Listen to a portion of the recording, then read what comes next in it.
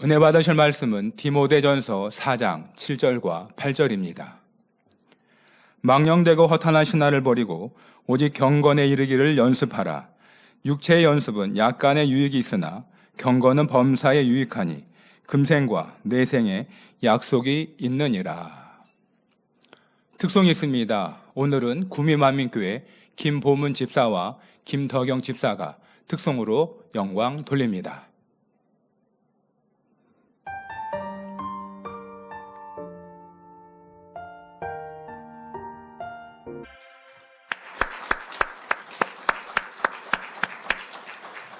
사랑하는 당회장님께서 궁구하는 삶 세 번째 제아의 말씀을 증거해 주시겠습니다.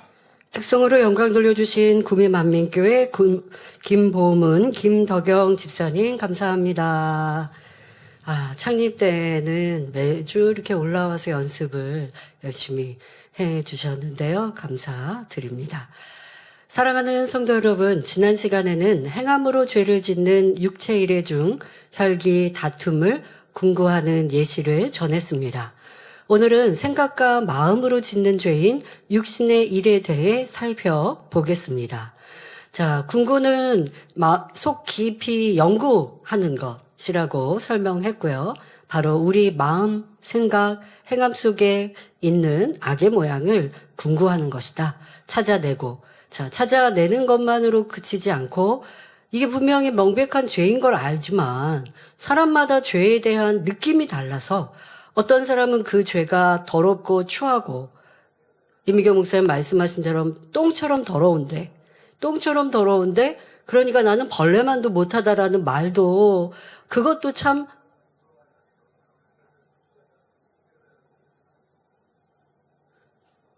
다행이다라고 표현하신 것처럼 그만큼 내가 죄나 악에 대하여서 깊이 궁구하고 느껴야 버려질 수 있는 거고 버리기 위한 간절한 기도가 되는 것이지요.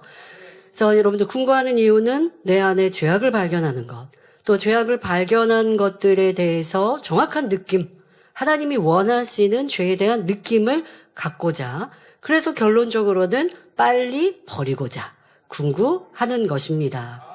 육체 일들 더 많은 것이 있지만 또 하나하나 살피다가 보면 말씀이 언제 끝날지 몰라서 그냥 지난 시간에는 몇 가지 짧게 말씀드렸고요.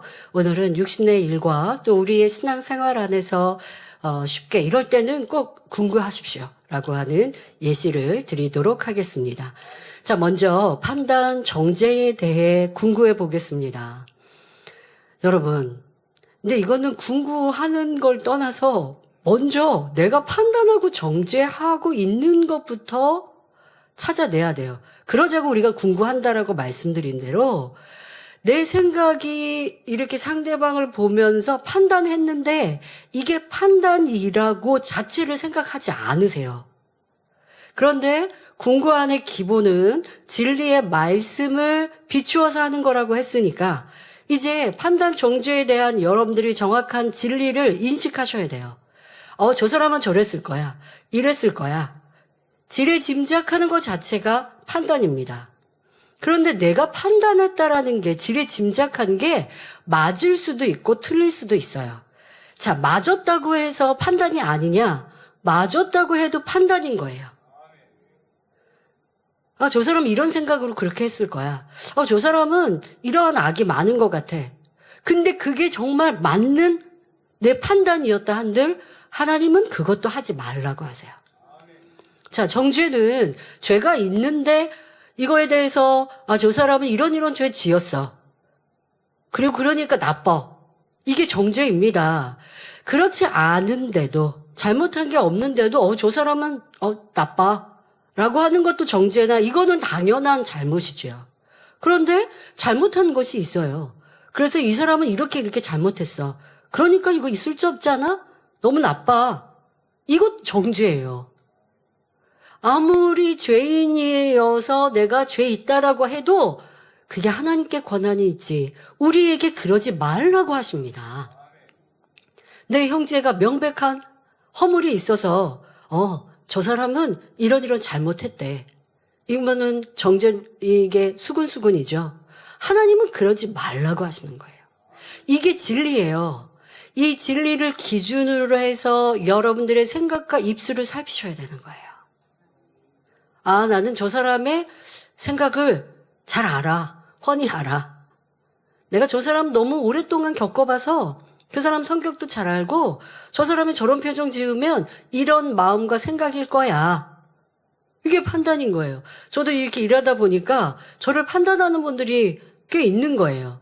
예를 들어 이런 말씀 드리면 싫어하실 거야. 그거는 자기 판단이에요.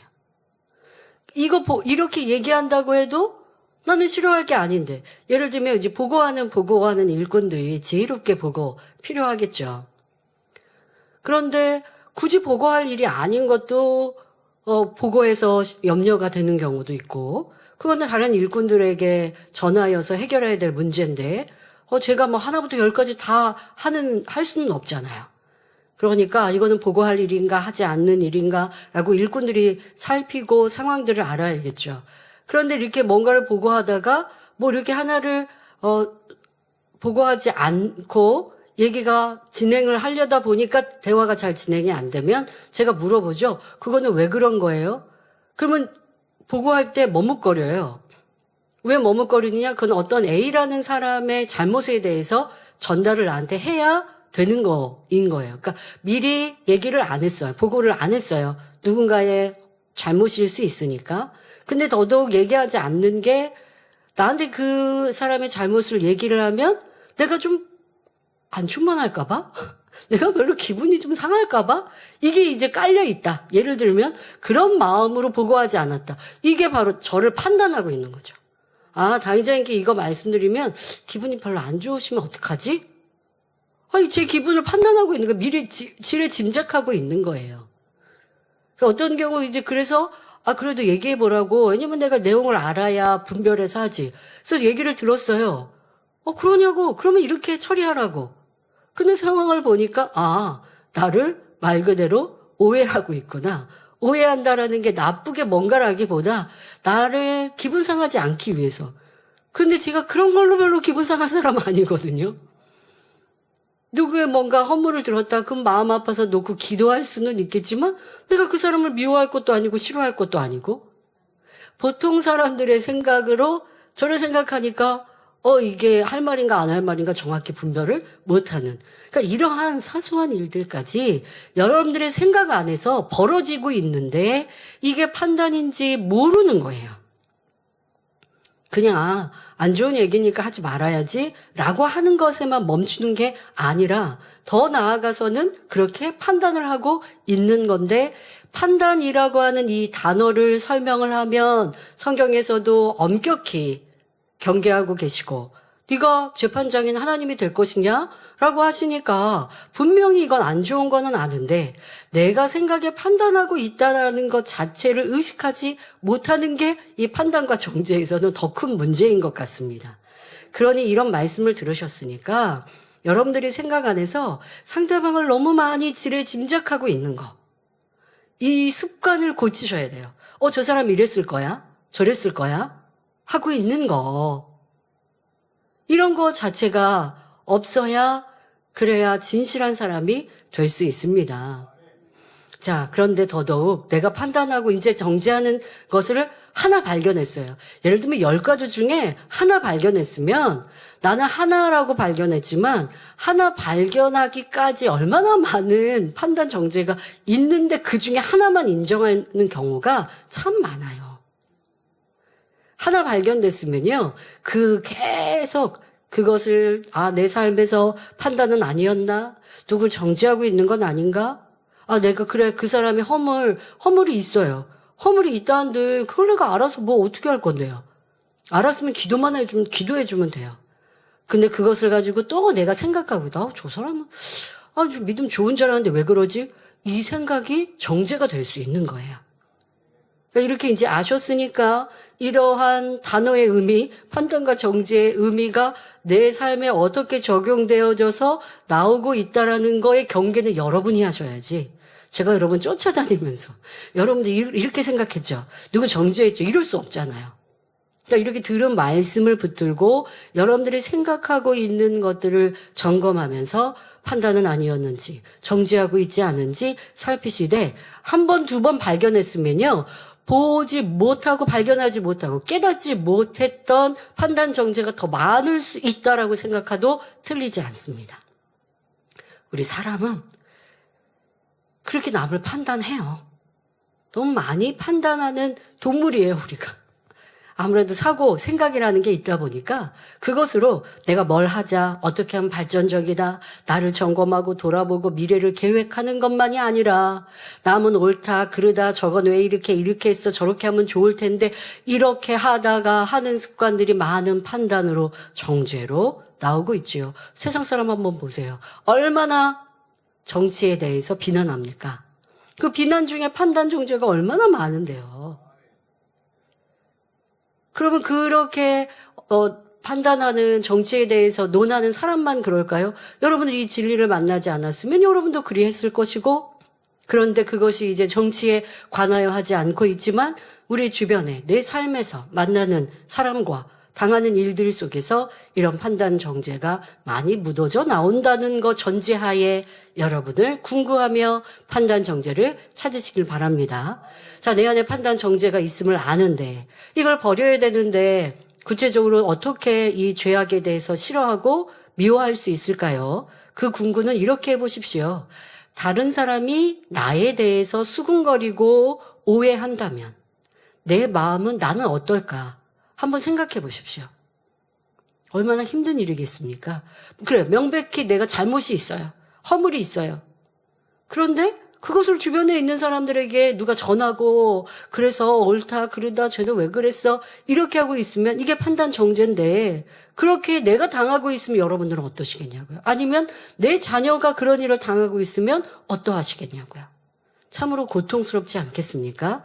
그렇게 생각하다 보면, 그렇게 생각하면 이 판단 정죄가 상대를 얼마나 힘들게 하는 악임을 조금씩 느끼게 됩니다.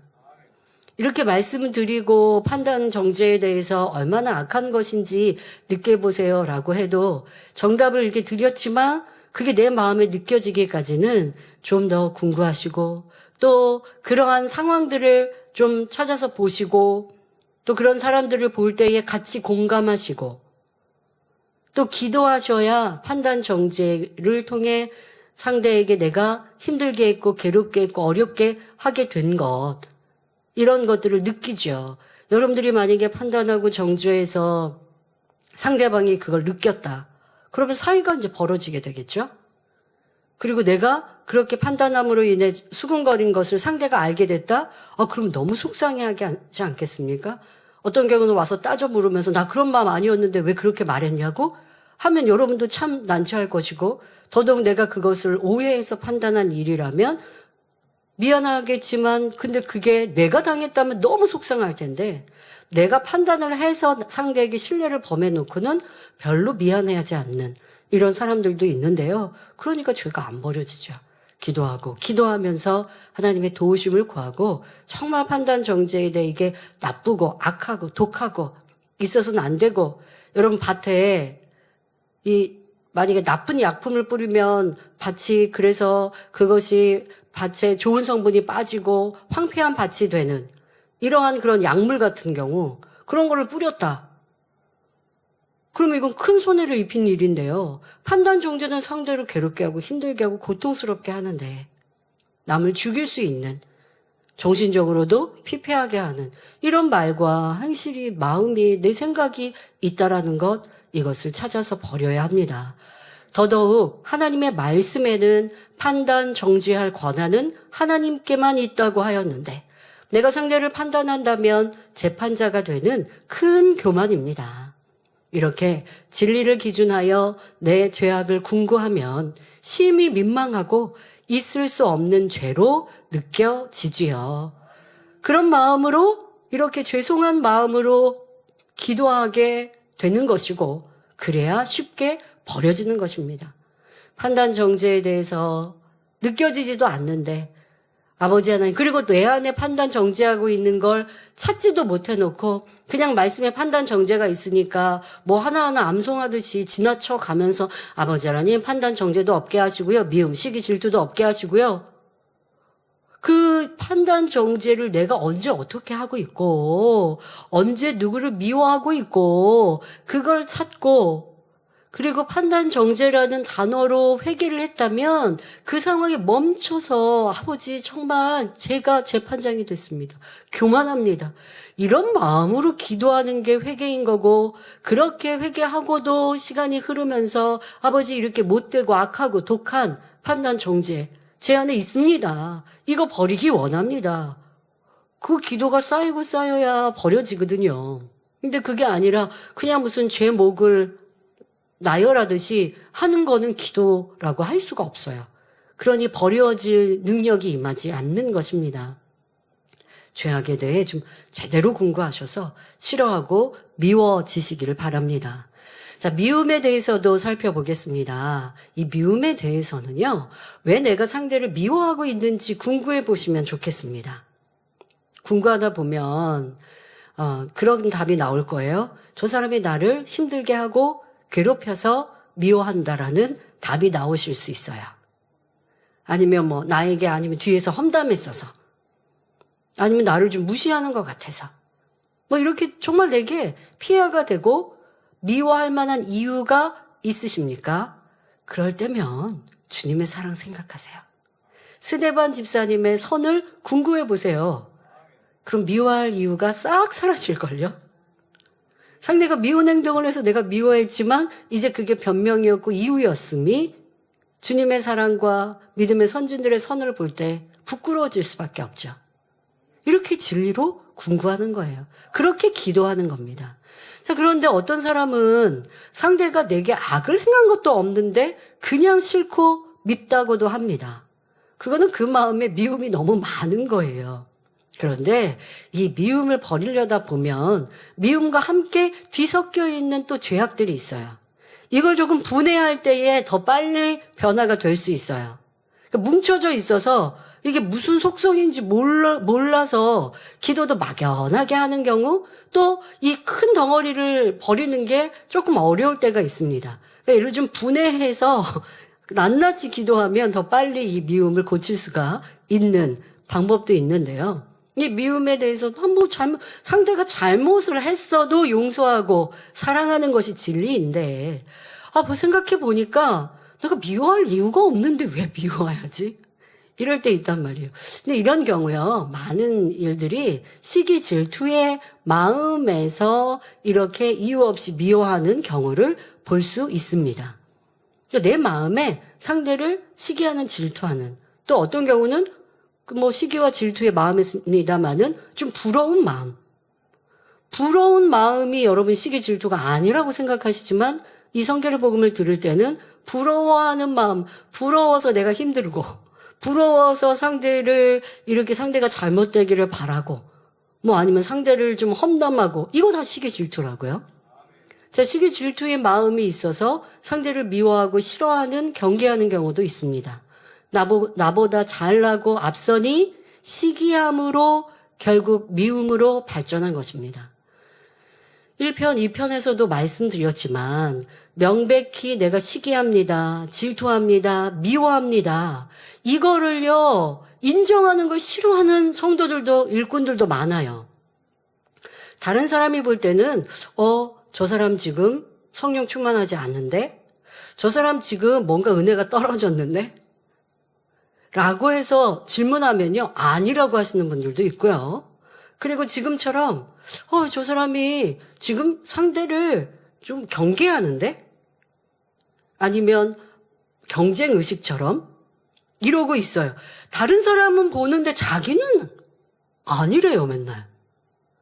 이거는야말로 진짜 더 큰 문제입니다. 자기 인정 안 하면요, 변화 안 돼요. 근데 인정을 하자고 지금 궁구하는데, 궁구할 때 우리가 죄에 대해서는 이 죄의, 단어들을 설명하잖아요. 상대에 대해서 내가 시기했습니다. 질투했습니다. 부러워합니다. 부러워하고 있는데 부러워하는 것도 내가 모르고 있다. 아니면 저 사람과 내가 비교하고 있는데 비교하고 있는 나를 모르고 있다. 이거 어떻게 해야 돼? 뭐 어디서부터 애기도 아니고 어떻게 가르쳐요? 이런 경우는 또 육체의 결혼처럼 성장 과정에서 대인관계, 사람과의 관계, 또 부모에게 때로는 설명을 듣고 가르침을 받지 못한 이런 감정적인 결여 때문에 자기가 무슨 정말 힘들고 아니면 좋지 않은 감정을 느끼고 있는데 이 좋지 않은 감정의 죄를 알지를 못하고 인정을 못하는 이런 분들도 있더라고요.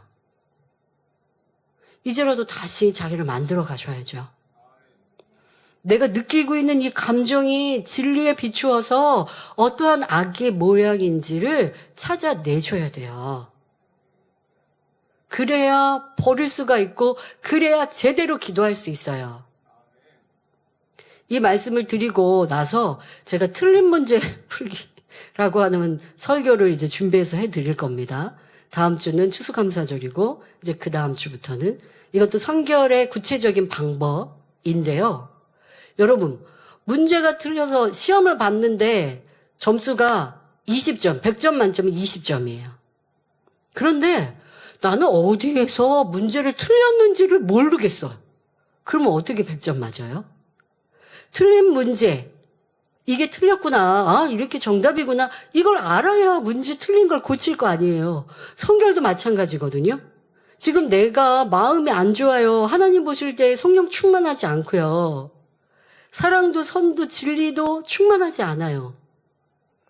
그런데 그것은 말씀을 많이 안 들어서가 아니라 말씀을 들었지만 내 안에 악의 모양들을 발견하지 못했기 때문인데, 발견하지 못하는 이유가 지금 이게 궁금하는 건 그래도 내가 느끼고 있는 감정에 대해서 생각해야 되는데 내가 느끼고 있는 감정을요 너무 무감각하게 못 느끼는 이런 성격을 가진 분들이 있어요. 저도 연구 대상입니다.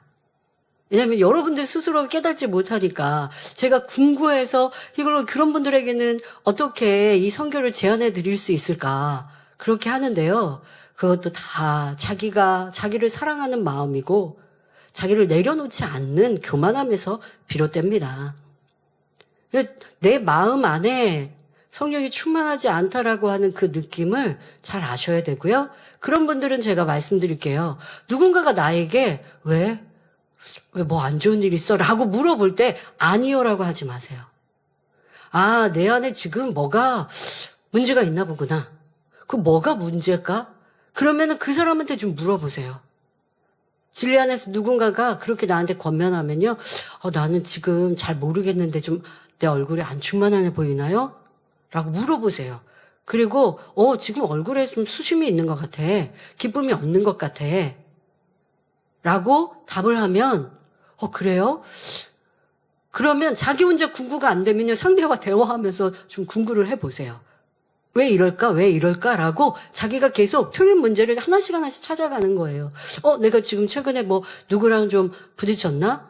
부딪힌 게 그래도 소리가 나고 싸웠으면요. 찾기가 쉽다고요. 근데 우리 성경 복음을 들으신 성도들이요. 육체일처럼 싸우고 다투지는 않아요.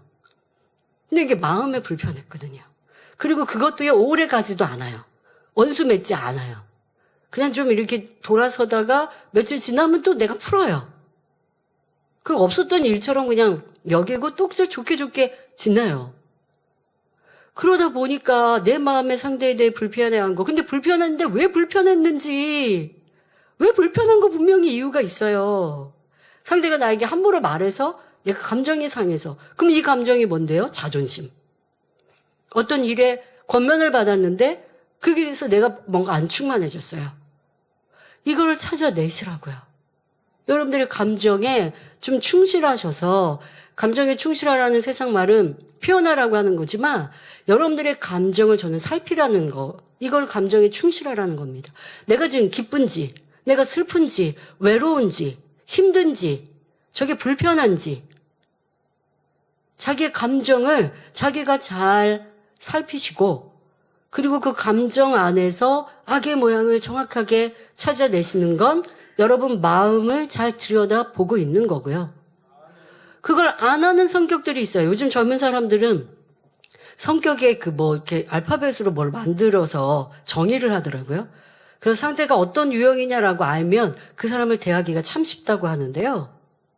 성경에서 복음에도 잘 적용이 될 것 같은데요. 여러분들 안에서 나를 자꾸 감추고 덮어버리고 했던 분들은 궁구하는 거 더 어려울 수 있어요. 근데 그렇게 덮어버린 자기를 찾아내시고 인정하십시오. 지금 뭔가 조금 불편하고 조금 안 충만할 때 그때 문제시 하시고 이 뭐가 내가 잘못된 게 있어서 이럴 거야 하고 잘 모르겠을 때 성령님께 간절히 기도하세요. 아버지 하나님, 제가 지금 안 충만한 것 같아요. 왜 그런지 근데 모르겠어요. 성령님 좀 도와주세요. 이렇게 기도하세요, 진짜로. 그냥 뭐 성결되게 해주시고요, 영되게 하시고요, 막달라 마리아 마음 갖게 해주시고요, 스테반 집사님 이렇게 좋은 기도만 갖다가 하지 마시고 진솔한 기도하세요. 제 마음이 지금 힘들어요. 아버지, 근데 이게 지금 뭔지 잘 모르겠어요. 성령님 도와주세요. 그렇게 기도하셔서 자기 마음에 있는 악과 이 악한 감정들을 잘 찾아내시고 찾아졌다면 깊이 궁구해서 버려가시면 됩니다. 자, 내가 시기 질투하고 있는 것, 이것을 찾아내면 미워하는 이유가 여기서부터 비롯됐구나 라고 이제 찾을 수 있는 것이죠. 그래서 시기 질투로부터 내가 저 사람을 부러워함으로부터 미워하고 있어요. 자, 시기 질투하는 사람이 상대방이 잘 되고 있는데 어떻게 생각하느냐. 저 사람은 좋은 부모 만나서 요즘 세상에서 금수저 얘기하듯이 이게 왜 나왔어요? 부러워서 나오는 말이잖아요. 그리고 내 형편이 지금 발판이 없는 불평에서 비롯된 말이잖아요. 자, 그런데 나 또한 진리 안에서 보니까 상대가 잘 하고 인정받고 있을 때 닮고자 하는 겸비한 마음이 아니라 저 사람은 뭐 좋은 부모, 좋은 환경에서 자라서 그러니까 다 잘하지. 사랑받고 인정받지. 이렇게 그냥 하고 싶은 거. 이건 어떤 마음이에요? 말한 대로 시기 질투지만 그 사람의 좋은 성과와 하는 걸 인정하지 않는 교만함이잖아요. 이런 식으로 내 시기 질투도 더 깊이 들여다보고 그러면서 왜 나는 내 형편이 아무것도 발판이 없다고 생각하지? 그러면 나는 하나님을 안 믿어드리는 건가? 내 육의 부모와 환경은 나를 도울 능력이 없으셨지만 내 아버지 하나님은 나를 도와주실 수 있고 지혜의 지식의 근본이신 하나님이 내 아버지라고 하셨는데 나는 하나님을 무시하고 있구나. 그러니까 무시하는 마음에서 저 사람을 부러워하고 부러워하는데 부럽다라고 하면 내가 지는 거야.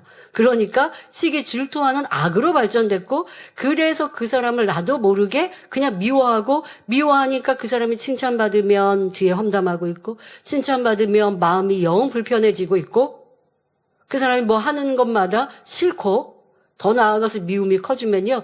만약에 예를 들어서 내가 미워하는 사람의 특성 해보세요. 그러면은 안 보고 싶지. 이런 모습까지의 얼마나 큰 미움으로 발전하고 성장했는지 그러면 그 하나하나 이게 차곡차곡 쌓인 어떤 감정과 그때그때 사건들이 무엇인지 다 찾아내시고 그것을 가지고 기도하여 버리십시오.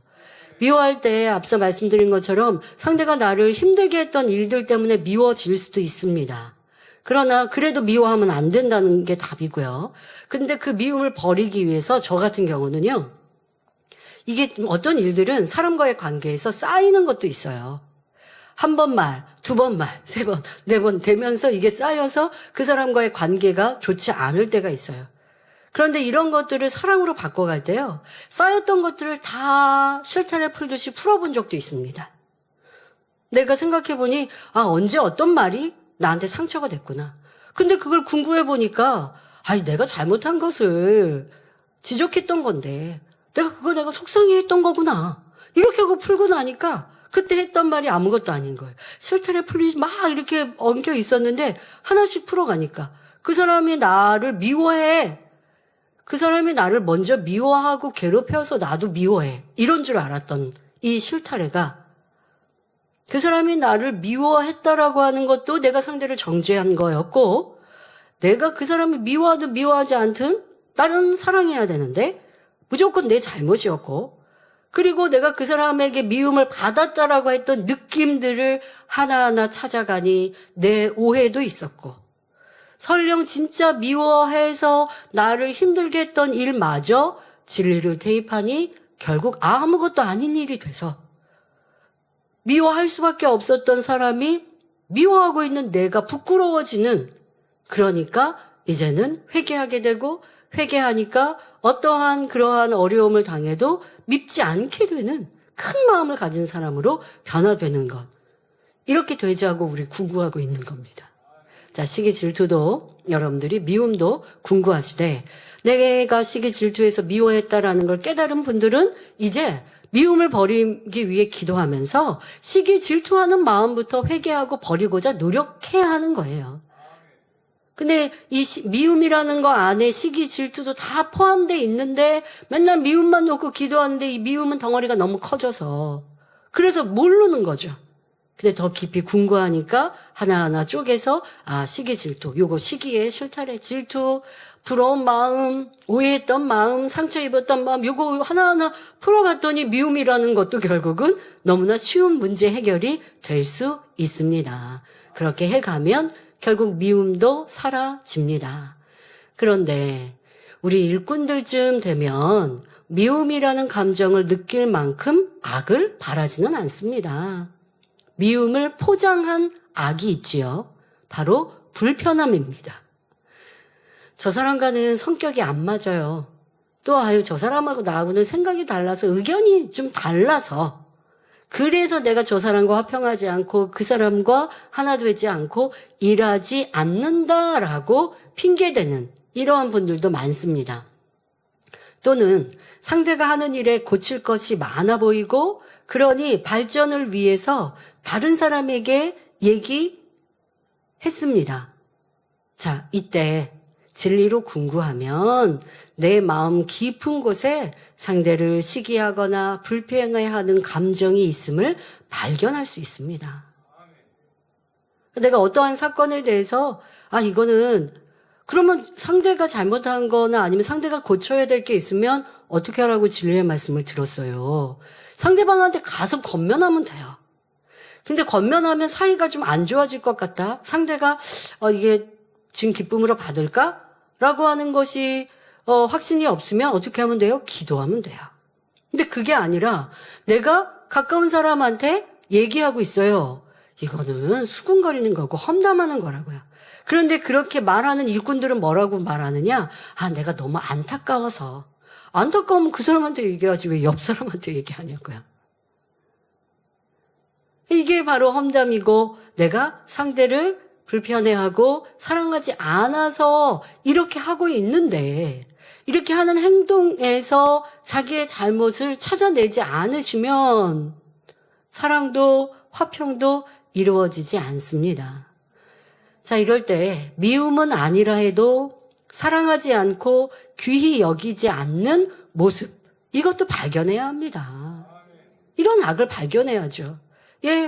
미워하는 건 아닐 수 있어요. 제가 가끔 그렇게 표현합니다. 사랑하지 않는 것도 미워한다고 생각하고 간절히 기도합시다라는 얘기를 할 때가 있어요. 저는 그렇게 했거든요.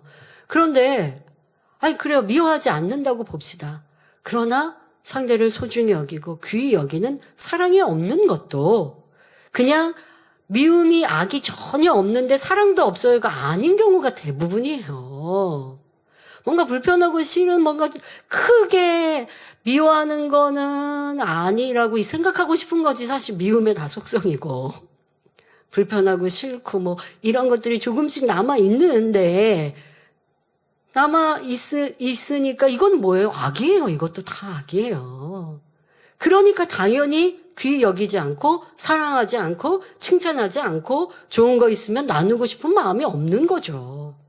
그러니까 사랑하고 있는가라는 것도 한번 생각해 보시고 그럼 우리가 이 세상의 모든 사람을 다 사랑해야 합니까? 그렇게 억지스럽게 얘기하는 게 아니라 나와 함께하는 주변의 사람들 내가 소중히 여기고 귀히 여기고 함께하고 싶고 기쁘고 즐겁고 하는가? 아니면 좀 꺼려지고 좀 힘들고 피하고 싶고 그거는 미화해서는 아닙니다라고 말하지 말고 내 안에 미움이 어떠한 모양으로 모습으로 크게는 아니어도 그러면 작게라도 그런 악이 자리 잡고 있는 걸 인정하고 찾아내십시오.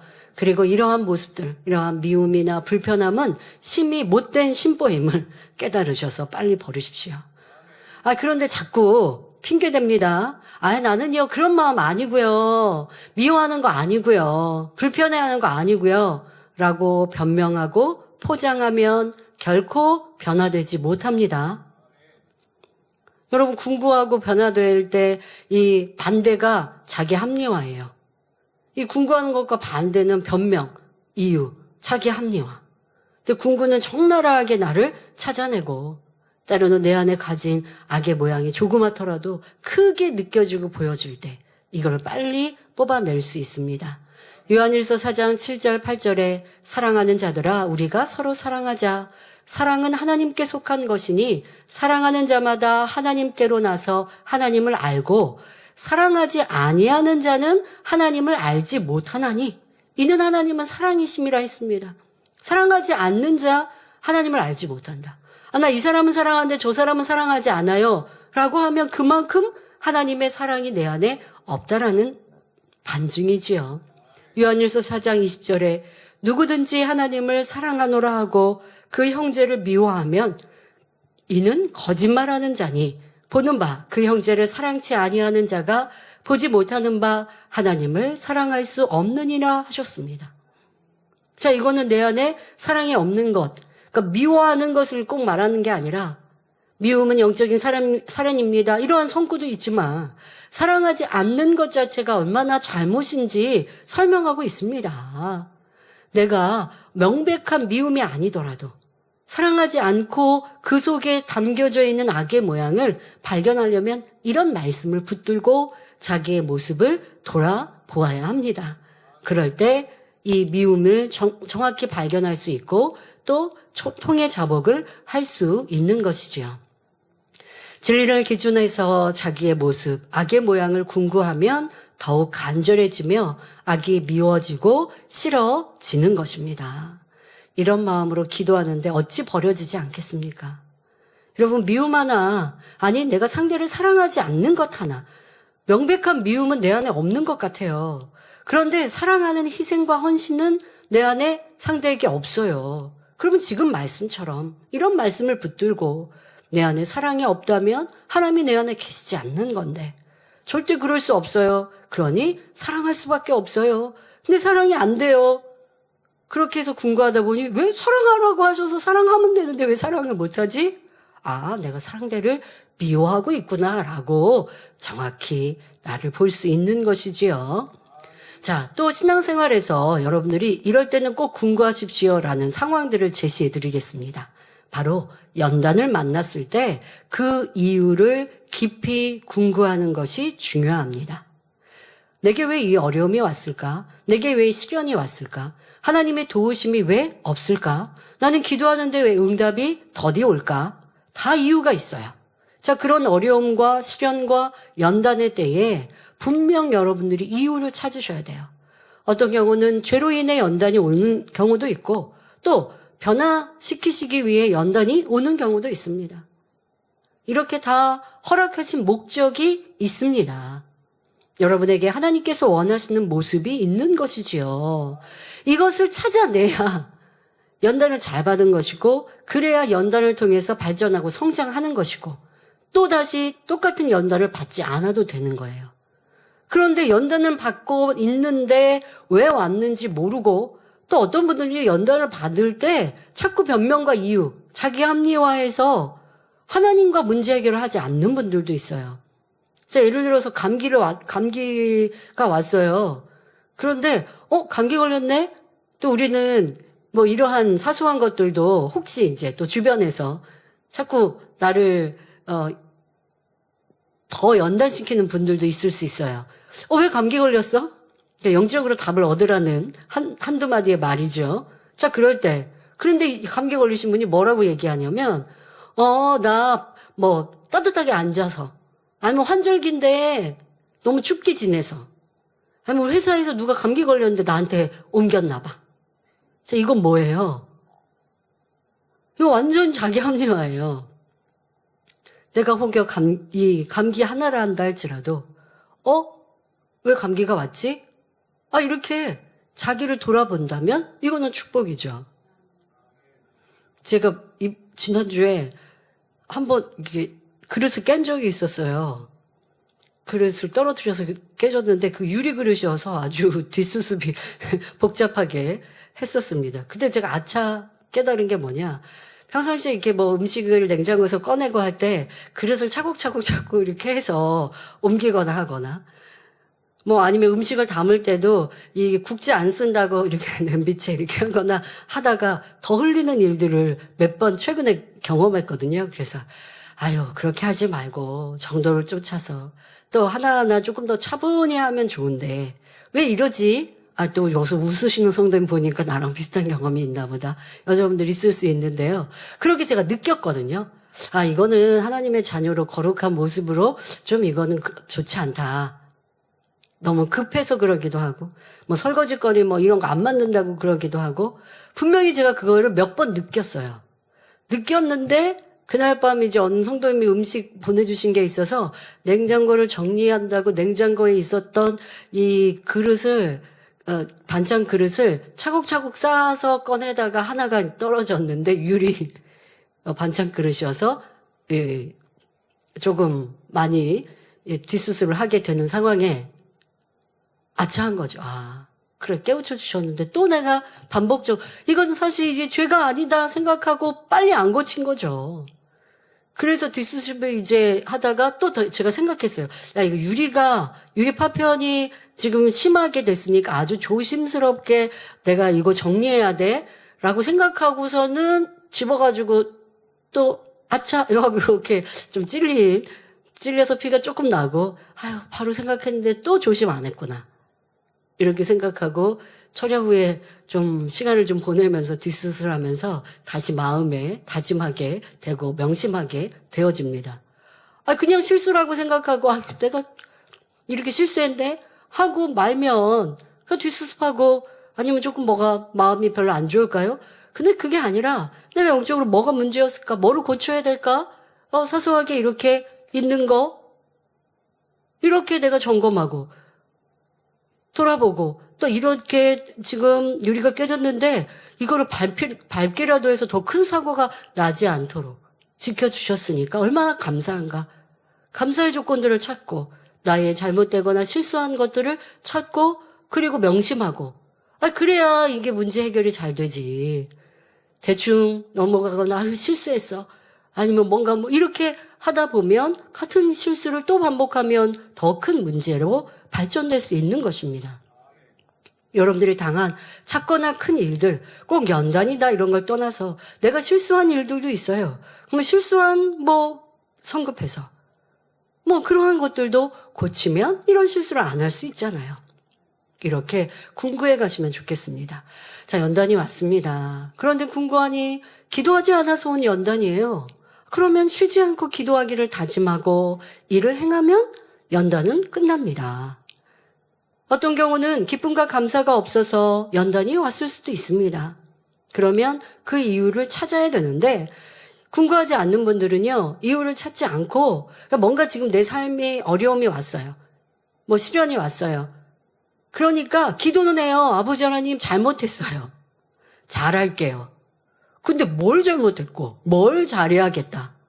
이걸 깨달지 못하고 그냥 아버지 잘할게요. 잘못했어요. 라고만 하고 있으면 어떤 문제로 발전하느냐? 연단이 길어질 수밖에 없는 거예요. 아니면 지금의 일들이 시간이 흐르면서 그 문제는 해결됐어도 또 연단이 늘 올 수밖에 없는 거예요.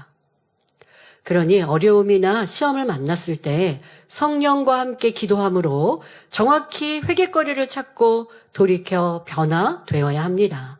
그렇게 궁구하며 신앙생활하면 시험과 연단을 통해 날마다 발전되고 성결되어 갈 수 있습니다. 그런데 궁구하지 않는 사람은 시험은 잘못으로 인해 왔다는 것을 알아서 회개는 하지만 정확히 그 문제, 왜 이런 연단과 시련이 왔는지를 내 죄악을 발견하고 찾지 않으니 연단을 받고 난 후에도 변화가 더디고 또 같은 이유로 다시 연단을 받을 수 있습니다. 그러니 제자리밖에 안 되지요. 우리는 성령 충만함을 잃었다. 처음에는 뭐 어떤 상황이 힘들어서 그냥 잃고 또 기도를 해도 충만히 기도를 안 하고 아니면 기도를 쉬고 자 이렇게 했어요. 그런데 시련이 점점점 커지고 어려움이 점점 커져요. 아 그러면 안 되겠다 하고 이제 기도를 하죠. 기도하기도 하고 하나님께 회개하기도 하고 해서 또 충만함도 찾습니다.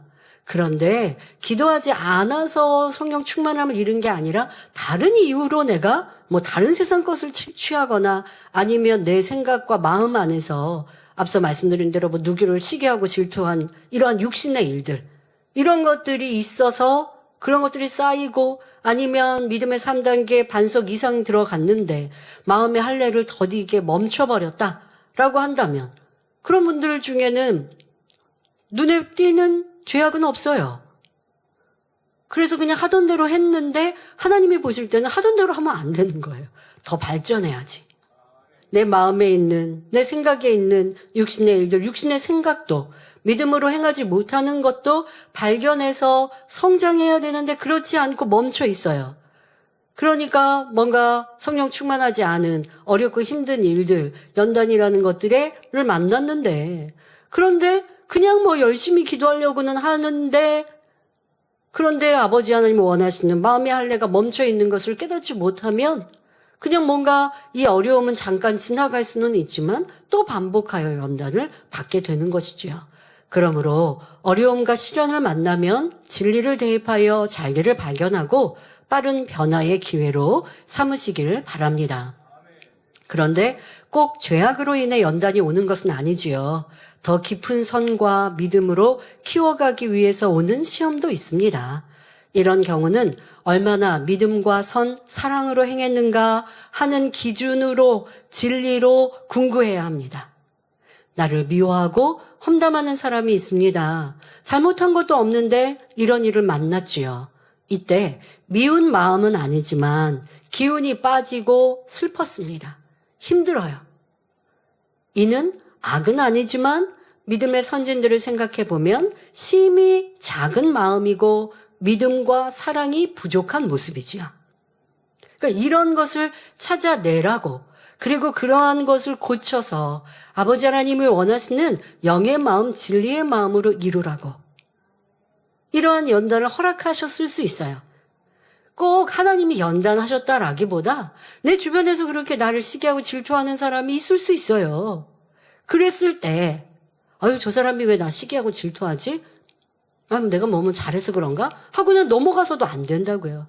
시기하고 질투를 받았을 때 내 마음이 그 상대에 대해서 이해하려는 마음, 함께 손잡고 충성하고자 하는 마음, 그를 싫어하는 마음, 조금도 불편해하지 않는 마음, 아니면 상대에 대한 감정은 아니더라도 내 스스로 나도 모르게 힘들어졌던 이러한 것들이 있지 않았는지를 살펴야 발전되는 거지. 살다 보면 우리는 시기 질투도 받을 수 있고 누가 나를 이유 없이 미워할 수도 있고 어려움을 당할 수도 있어요. 그런데 그게 이유 없다고 생각하면 세상 사람들처럼 그냥 오늘도 잘 넘어갔다 하겠지만 우리는 그러한 상황 속에서 하나님이 원하시는 진리의 사람으로 변화되면 축복인 거예요. 그게 하나님이 우리를 인간경작하시는 방법인 거고요. 그러니까 놓쳐버리면 안 되는 거죠. 이때는 나는 분명 마음에는 죄악이 없는 거예요. 저 사람을 미워한 것도 아니고 싫어한 것도 아니니까. 그러나 진리의 사람들, 하나님의 선과 사랑에 비춰보면 부족한 것을 찾아낼 수 있잖아요. 그것을 찾아내기 위해 진리로 궁구하는 것. 그래서 부족한 모습을 발견하고 변화되면 결국 연단은 축복으로 바뀝니다. 이런 때는 주님, 믿음의 선진들을 기준하시면 돼요. 이런 믿음, 이러한 모습, 이제 믿음의 3단계 반석 이상 되면 지금 같은 상황이 올 수 있고 또 영으로 들어가면 이러한 일들을 많이 만날 수 있게 되는데요. 내가 나를 보니까, 내 생각을 보니까, 내 말과 행실을 보니까 분명 죄악은 없었어요. 그러면 되었다 하면 또 여기서 멈춰버리는 거예요. 이럴 때는 하나님이 기뻐하시는 온전한 진리. 그러니까 사랑도 사랑의 차원이 다 있잖아요. 선의 차원이 다 있잖아요. 그 말씀으로 내 생각과 마음을 딱 대입해 보면 틀린 게 바로 나와요. 그렇게 찾아내는 지혜로운 여러분들이 되시고, 그렇게 해서 우리의 신앙생활 주님을 만나는 그때까지 우리는 멈춤 없이 계속 믿음이, 선이, 사랑이 발전해 가야 하겠습니다. 신앙생활에서 꼭 돌아보며 궁구해야 할 상황은 기쁨이 없고 힘들다고 느낄 때입니다. 자, 힘들다고 느끼는 거 인정 또 안 하시는 분들, 좀 인정하세요. 좀 쉬고 싶다. 뭐 그렇게 표현해. 좀 조용히 살고 싶다. 사람 없는 데서 뭐 별의별 표현들이 다 나와요. 좀 무인도에서 내가 눈에 띄지 않아서 사람들이 좀 사람들과 이거 다 힘든 거라고 인정합시다. 또 기도가 잘 안 된다고 할 때, 어디 훌쩍 떠나고 싶을 때, 기쁨과 성령 충만함이 조금 떨어진 것 같을 때, 여러분들이 가장 막 충만하고 막 행복했던 때, 요거를 잊지 마시고 그걸로 자기를 항상 기준해 보시라고요. 그에 비해 지금 나는 어떠지? 내 오늘 기도는 어떠했지? 이렇게 살피자고요. 자, 사람이 살면서 힘들 때도 있고 쉬고 싶을 때도 있습니다. 하지만 성령 충만한 때는 그렇지 않죠. 더 충성하고 헌신하고 싶고 은혜 자리만 있으면 참석합니다. 그런데 신앙의 연조가 길어지고 사명이 커지면서 어느 순간 힘들 때가 있고 쉬고 싶을 때가 있습니다. 이는 성령 충만함을 잃었기 때문은 아닌가 정확히 찾아보고 그러한 감정에 대해 궁구해 보셔야 합니다. 또 천국 소망이 사라졌기 때문이지요. 내 마음 저 깊은 곳에는 천국 소망이 없지 않아요. 천국을 안 믿는 거 아니고요. 천국에 구분이 있고 더 좋은 천국을 향해 달려가야 되는 거 알아요.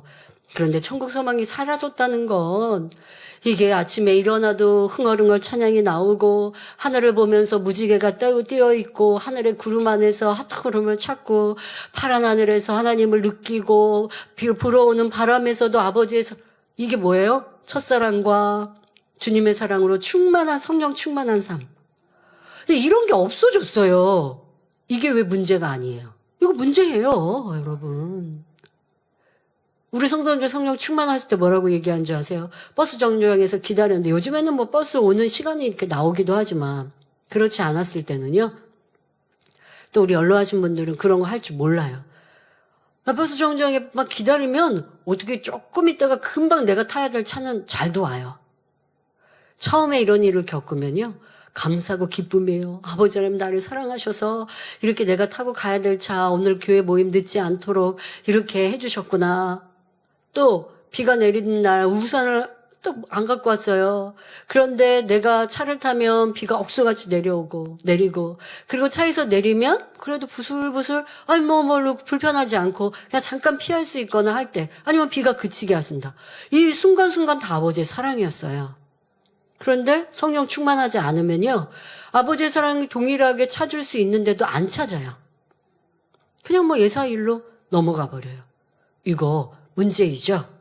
자, 이거 문제시 하셔야 돼요. 남에게서 문제 찾지 마시고 자기의 이런 감정과 성령 충만하지 않을 때, 기쁨과 감사가 없을 때 이거 너 문제야. 어디서 틀렸는지 좀 찾아보자 하실 수 있기 바랍니다. 자, 그런데 궁구하지 않는 분들은요, 이렇게 문제가 분명히 있는데도요, 문제시하지 않고 이렇게 얘기해요. 저는요, 다른 문제 없고요. 그냥 쉬고 싶어서 그러는 거예요. 이렇게 자꾸 얘기해요.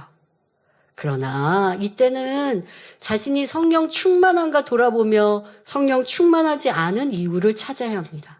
제가 말씀드렸던 상황들이요.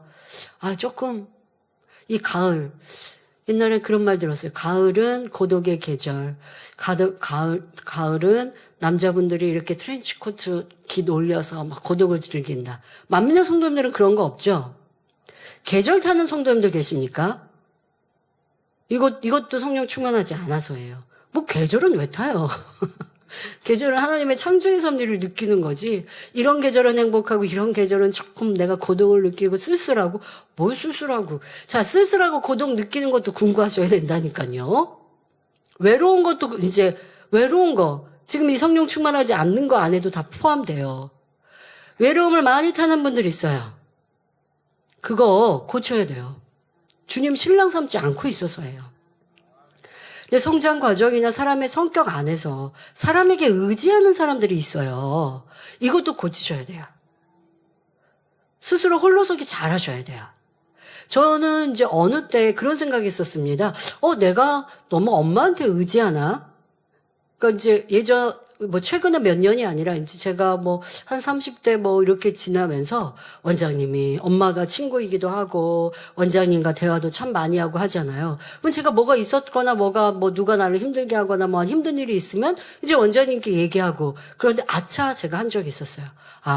내가 하나님께 기도하고 하나님께 더 알아야 되는데 내가 그냥 사소한 일들이라고 생각해서 엄마한테 하소연을 하고 있구나. 그러니까 이게 뭐가 문제시 제가 했냐면 하소연하는 거. 나 이런 거 좀 힘들어. 원래 제가 부모님께 그런 거 별로 없었었고 그렇게 안 하고 성장했었는데 언젠가 제가 내가 엄마한테 너무 좀 하소연을 하나? 이런 생각을 하면서 전 그것까지 기도한 적이 있었어요. 아버지 하나님 제가 사람에게 의지하지 않는 사람으로 하나님만을 의뢰하고 바라는 사람으로 기도하며 달려왔는데 혹여 제가 지금 모습 속에 엄마를 너무 의지하거나 또 제가 당하는 일들에 어려움이 있으면 자꾸 엄마를 통해 풀고자 하는 이러한 모습이 있는 것 같은데요. 이런 거 용서해 주시고 그렇지 않고 하나님만을 의지하는 사람 되게 해주세요. 저 이렇게 기도한 적도 있었습니다. 그래서 외로움 느끼는 것도요. 안 돼요. 그런 분들도 기도하면서 내 안에 주님만을 모시고 있지 않고 자꾸 사람으로 채우려고 하는 거, 사람에게 사랑받고자 하고 인정받고자 하고 사람에게 의지하는 거 이런 거 없어야 된다. 그래서 저는 이 성장 과정 속에요. 또 제가 홀로 서는 이런 작업들을 하면서 혼자서 못하는 거 말이 안 돼. 뭐든지 다 혼자서도 해볼 수 있어야 돼. 그렇다고 저 걱정하지 마세요. 제가 혼자서 어디 여행 다니고 혼자서 쇼핑 다니고 그렇지는 않아요. 그런데 다 혼자서 뭔가 할 수 있는 독립적인 사람이 되자 제가 한 20, 30대 그런 생각을 해본 적도 있을 만큼 사람에게 의지하거나 그러면 외로움을 느끼게 되거든요. 그래서 이러한 것들도 성령 충만함을 이루는 이유가 될 수 있어요. 그럼 마음의 근본에서 내가 이렇게 외로워하는 거, 고독을 즐기는 거, 혼자서 못하는 거, 이거 안 돼. 내가 주님으로 만족하고 주님과 함께 나는 하기 때문에 뭐든지 다 잘할 수 있고 즐겁고 행복해야 돼. 저는 40대 후반 즈음 되면서 저에게 소확행이 있습니다. 소확행이라고 젊은이들이 하는 말, 작은 행복이라고 하는. 근데 뭐냐면요, 제가 간단하게 요리했는데 맛있었을 때 되게 즐겁고 행복해요. 요리를 자주 하지는 않습니다만은 그리고 요리라고 말할 것도 없이 그냥 예를 들어 뚝딱뚝딱 김치찌개를 끓였는데 맛있어요. 뚝딱뚝딱 마라탕을 내가 끓였는데 맛있어요. 그러면 가족들한테 막 얘기하는 거죠. 나 이거 마라탕 끓였는데 되게 맛있다고. 그리고 제가 터득한 이 방법도 알려주고. 왜 다 같이 맛있게 먹었으면 좋겠으니까. 그러면서 즐거움을 느껴요. 아주 작은 거, 별거 아닌 거예요. 그런데 여러분들은 꼭 사람과 대화해야 되고 내 성령이 꼭 해야 뭔가 풀리고 하나님께, 주님께 기도해서 풀어가세요. 그럼 하소연할 필요도 없어요. 하소연하다 보면 불평불만이 되고요. 믿음 없는 말들이 되고 하거든요. 가정을 이루신 분들도 그래요. 부부가 서로 독립적으로 삶을 살고 신앙을 가져야 그러면서 도움이 돼야 되는 거지. 한쪽을 의지하면 한쪽은 힘들게 되고요. 의지하는 쪽에서는 자꾸 힘이 없어져요. 여러분들이 내가 문제가 있다? 그럼 자꾸 상담하려고만 찾지 마시고 기도해서 성령과 답을 얻고. 그래서 영육간에 우리가 이 외로움 같은 거 없이 갑시다. 외로움이 있으면 성령 충만함 잃기가 참 쉽다라는 것도 아시고요. 내가 성령 충만하지 않습니다. 왜 그런지 알아야겠죠? 충성하는데 충성 안 하는 것도 아니고 죄 짓는 것도 아니고 충성을 하고 있는데 충만함을 잃었어요. 그러면 이제 깊이 생각해 보면 내가 칭찬받지 못하는 것 같아서 힘들게 느껴져서 충만함을 잃었구나. 이런 이유가 될 수도 있어요. 그러면 찾아야죠. 여기는 명백한 서운함이요, 인정받고자 하는 육의 마음이죠. 그러니까 지금 내 감정에서 진리로 궁구하니까, 아, 내가 지금 조금 힘들고, 즐겁고 행복하지 않은데, 내가 인정 못 받아서 그렇구나. 이렇게 기도하면서 정확하게 찾아낼 수 있어야 합니다. 어떤 경우는요, 세상 친구를 만났는데 그 친구는요, 마음껏 막 놀고 쉬는데 그게 나도 모르게 부러웠습니다. 아우, 좋겠다. 밤마다 우리는 단열철에 가는데, 아유, 쟤는 저렇게 맨날 놀고 하는데 참 좋겠다 생각을 했었습니다. 뭐, 한 주 전, 2주 전, 시간 전에. 그런데 시간이 지나면서 성령 충만함이 떨어진 거예요. 그럼 왜 그랬어요? 육신의 생각 받아들였으니까. 육신의 생각 했으니까. 그러니까 그게 내 안에 남아서 기도해도 하루 이틀 나도 모르게 충만함이 식더니 뜨겁게 간절히 기도하는 게 점점 사라지고, 그러다가 또 나도 어디 다 밖에 나가서 죄짓지는 않지만 내 주변에서 세상 거 끊었던 것을 차츰 받아들이고, 이걸 여러분들이 어디에서 문제가 시작됐는지를 찾아서 끊어내고 바꿔가야, 그래야 성령 충만한 삶을 유지할 수 있는 거예요. 이렇게 자기를 돌아보고 회개해야 하는 것입니다. 그러니까 이런 분들이, 아, 아버지 하나님 잘못했습니다. 제가 세상 사람을 보고 부러워했네요. 그러나 저는 천국 소망이 있고 제가 행하는 모든 것, 밤마다 기도한 모든 것이 하늘의 상급이 되고 저를 변화시키는데 어떻게 육의 사람을 보고 육의 세상 친구를 보고 부러워했습니까? 천국 소망을 잃었습니다. 용서해 주세요. 이렇게 간절히 회개하고 돌이키면 다시 성령의 충만함을 찾을 수 있죠. 그런데 그렇지 않으면, 아유, 잠깐 성령 충만함 잃었는데 뭐, 이렇게 하고 그냥 넘어가 버리면요, 잠깐이 아니라 그 성령 충만함 잃은 것이 계속될 수도 있습니다. 왜 잃었는지 이유를 찾아서 회개하지 않으면 첫사랑을 회복하지 못합니다. 그러니 아유, 지금 잠깐 힘든 거고 잠시 쉬고 싶은 것이다 말하지 말고 자기의 상태를 정확히 궁구하는 습관을 가지시기 바랍니다. 베드로전서 5장 8절에 근신하라 깨어라 너희 대적 마귀가 우는 사자같이 두루다니며 삼킬 자를 찾나니 말씀하신 대로 원수 마귀는 성령 충만을 잃었을 때, 기도를 쉬었을 때 가만히 두지 않습니다. 그러니 베드로전서 4장 7절에 만물의 마지막이 가까웠으니 그러므로 너희는 정신을 차리고 근신하여 기도하라 하신 대로 항상 깨어있는 성도님들이 되시기 바랍니다. 깨어있는 데서 가장 중요한 것은 기도이고요. 그런데 습관을 쫓아 기도하는데 그 기도조차도 성령의 충만함을 잃고 육신의 생각을 받아들이면 기도하는데 대충 기도하거든요.